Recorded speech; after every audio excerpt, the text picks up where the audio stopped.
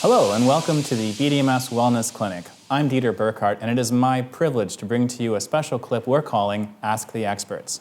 Today we're joined with Dr. Thanupon Virunhakarun, Chief Operating Officer of the BDMS Wellness Clinic. We're also joined by Professor Jiří Dvořák, Professor of Neurology at the University of Zurich, Senior Consultant at the Schultes Clinic, former Chief Medical Officer of FIFA for the past 23 years, and Medical Consultant here at the BDMS Wellness Clinic. Today we have a special segment where we've asked our readers on Facebook to give us a question that they'd like to ask the experts. And the topic for today is heart rate. So Dr. Thanupon, what is the importance of looking at heart rate?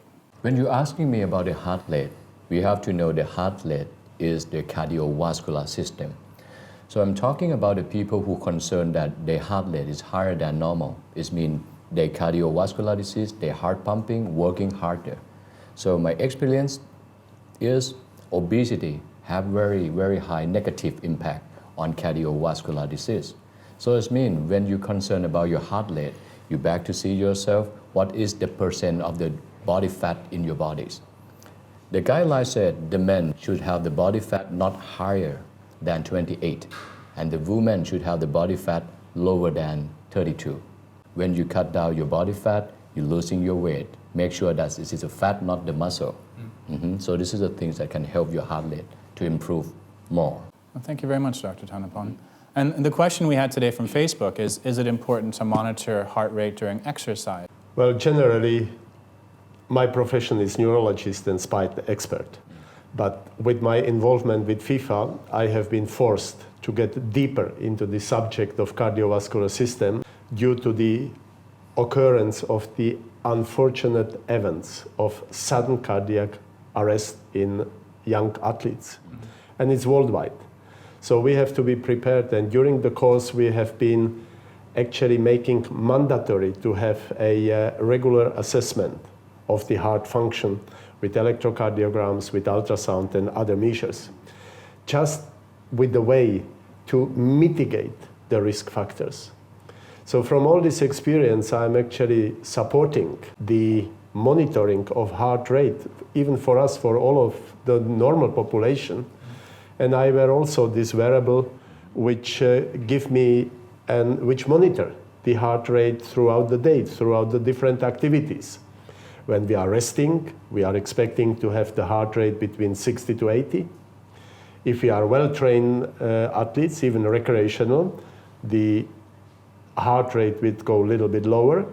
But during the day, we should have several bouts of 10 minutes where we get with the heart rate to 100, 120. So also the heart exercise.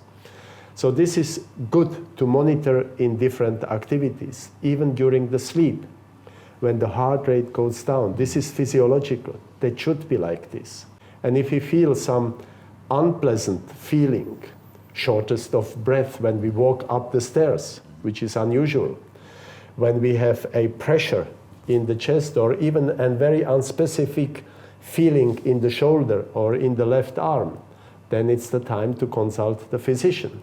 So if we're all looking at our devices and we're seeing what our heart rates are while we're exercising, are there any general guidelines that we have where we should say, okay, if it goes over a certain number or if I'm resting under a certain number, that would indicate a concern? First of all, if you are unfit, or if our viewers are unfit, then start to exercise slowly. Don't go just right away and start to get your heart rate to 140, 150.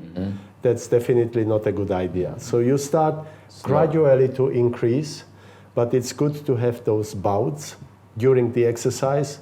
Either you are running or you are playing football. We have found that team sports like playing football is almost the ideal regular exercise because you have short runs, you have fast runs, and you have also endurance.